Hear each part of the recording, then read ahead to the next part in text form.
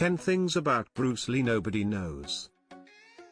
Bruce Lee was nicknamed as Little Dragon because he was born in the Chinese Year of the Dragon, on the Day of the Dragon and the Hour of the Dragon. He is not just a martial artist but has also become a cultural icon. Sadly, he left the world at the age of 32, but his legacy continues to date. From a child actor to one of the most respected movie icons, Bruce Lee was a man of multiple talents. Here are the top 10 facts about Bruce Lee.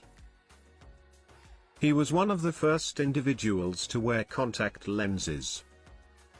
Bruce Lee was nearsighted, and this nearsightedness helped him in his fights. He favored Wing Chun's contact-centered movement, as it allowed him to rely more on touch than sight. For this reason, he was also one of the first people to worn contact lenses. He later stopped wearing them, as he found them very uncomfortable. He wanted to fight Muhammad Ali. Great pitted against the greatest would have been up there on the marquee, only if it had happened. Bruce was in total awe of Ali's in-ring exploits, his speed, and the diabolic blows he administered when he was on top of his game. He often used to watch video footage of Ali's matches, trying to adopt some of his moves.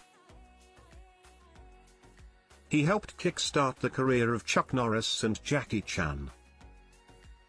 When Bruce was growing up, he trained alongside Chuck Norris.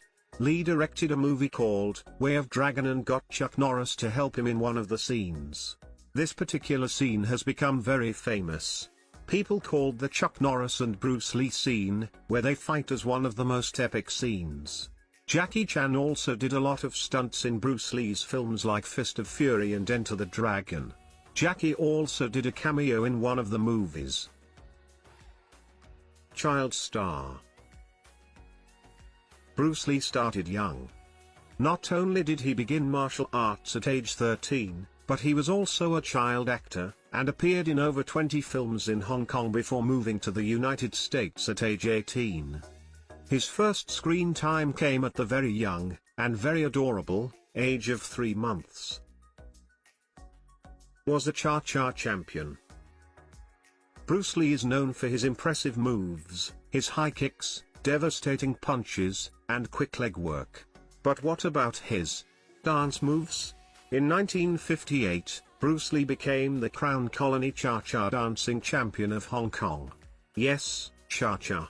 Perhaps we have this early training in Latin dance to thank for the grace and poise of his martial arts style. A rebel with a cause.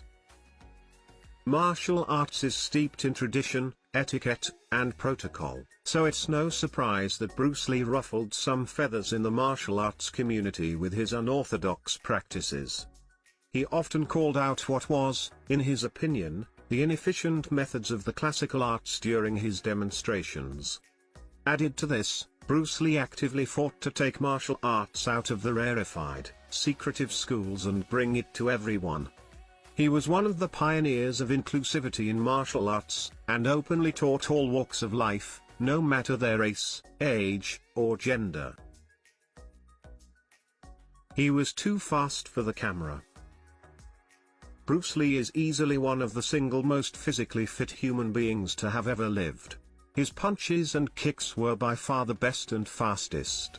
It was hard for the directors to work with Bruce Lee because his punches and his kicks were way too fast for the camera. He had slowed down the punching and kicking, to make the scene look more realistic.